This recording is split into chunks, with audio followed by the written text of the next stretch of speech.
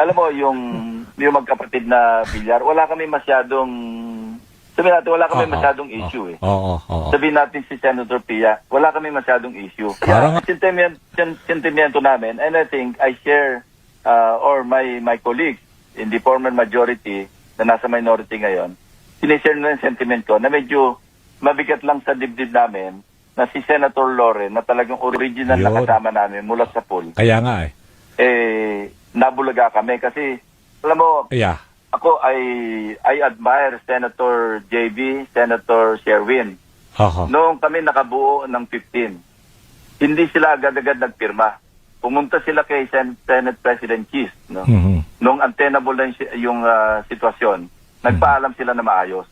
Sinabi nilang dahilan nila kung bakit lilipat sila. This time around, hindi man lang nagpasabi si Senator Loren kay Senator Soto or maski sino sa amin na pasensya na kayo, may sarili akong dahilan. Yun lang masakit sa amin. So ganyan din ang sentimiento, I'm sure, ni former Senate President si Tito Sen.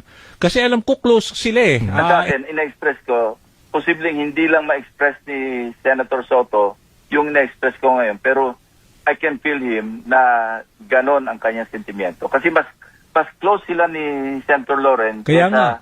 sa amin. Hindi ko inaalis na bumoto siya sa kabila. Ang sa akin lang, ang sentimento lang, sana nakapagpasabi muna bago siya bumoto. Okay. Hindi yung nabulaga kami na wala ka na pala sa amin.